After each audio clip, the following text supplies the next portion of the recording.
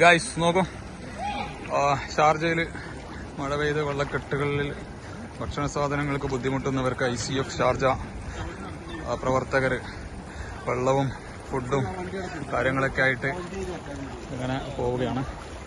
ഒരുപാട് ആവശ്യക്കാരുണ്ട് ഈ ഭാഗത്തൊക്കെ. ഫുള്ള് വെള്ളമാണ്, 4 ഭാഗത്തും വെള്ളമാണ്. ആൾക്കാർക്ക് ഇങ്ങനെ കൂടുതൽ പുറത്തിറങ്ങി സാധനം വാങ്ങാനുള്ള സാധ്യതകളും കുറവാണ്.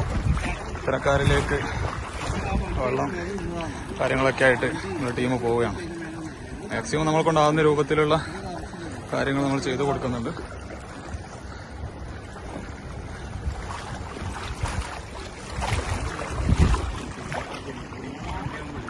നമുക്കൊരു ഐഡിയ ഉണ്ടാവും ചെയ്യണമെന്നുള്ളത്. അപ്പം നമ്മളിപ്പോൾ പുഷ് ചെയ്തിട്ട് അഥവാ വെള്ളത്തിലൂടെ ആയി കഴിഞ്ഞിട്ടാണെങ്കിൽ നമുക്ക് ഇതുണ്ടാവില്ലല്ലോ.